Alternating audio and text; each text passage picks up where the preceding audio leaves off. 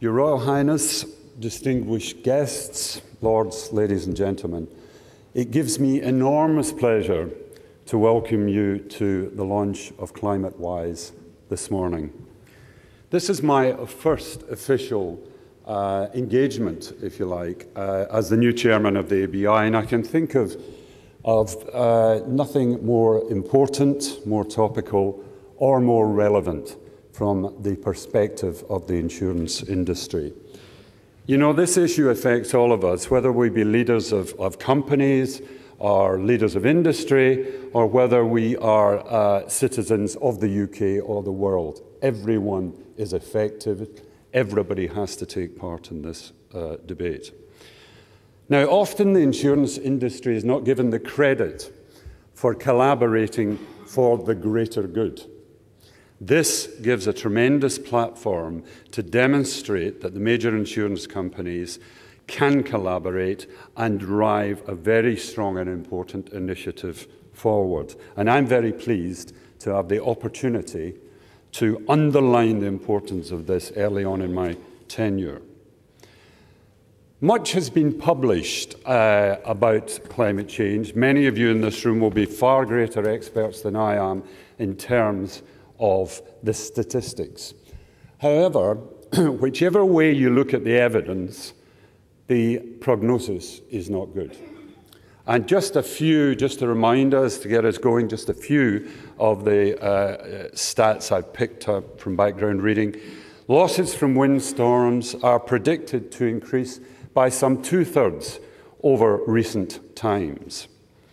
20 out of the 21 hottest years have occurred in the last quarter of a century.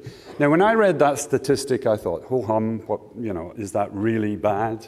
And it was only when I was reading Al Gore's book that I realized they did all this ice core analysis that went back for 650,000 years. And then it suddenly becomes quite worrying. And the so-called medieval warm period really was a blip compared to the last quarter of a century. So it is very serious.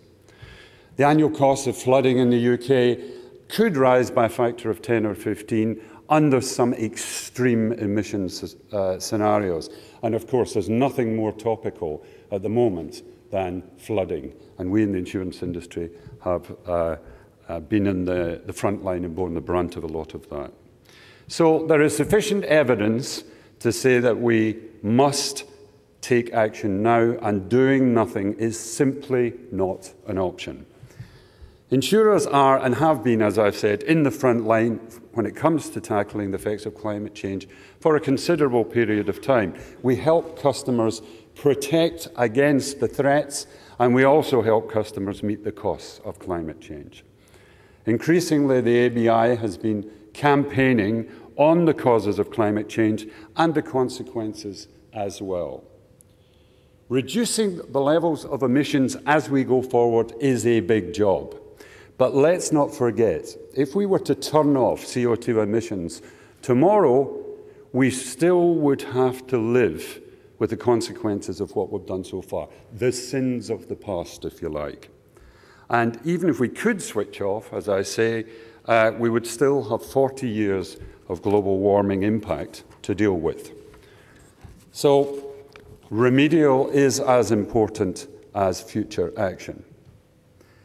Now, on behalf of the ABI, I would like to thank His Royal Highness for inspiring this initiative. It was he that approached the ABI and got us up and involved in all of this, so thank you.